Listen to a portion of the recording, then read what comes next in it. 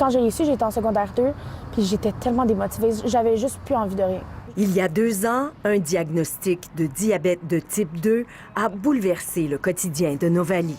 Ma perception des choses, c'est qu'une jeune de 15-16 ans ne devrait jamais avoir à se piquer, si on veut, pour s'injecter un médicament. L'adolescente a dû transformer son mode de vie.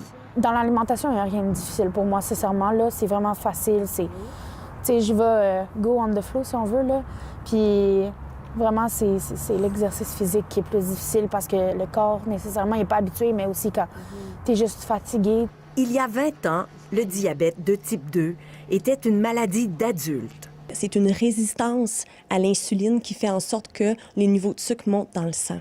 Maintenant, il y a plus de diabète de type 2 chez les ados que de type 1 à cause de l'épidémie d'obésité et la consommation de calories denses, dont les sucres ajoutés.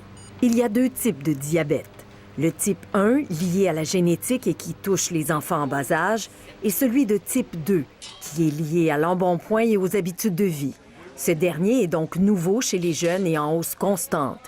Et c'est sans compter les diabétiques qui s'ignorent. C'est vraiment inquiétant parce que le prédiabète est une condition qui augmente de façon exponentielle chez les jeunes.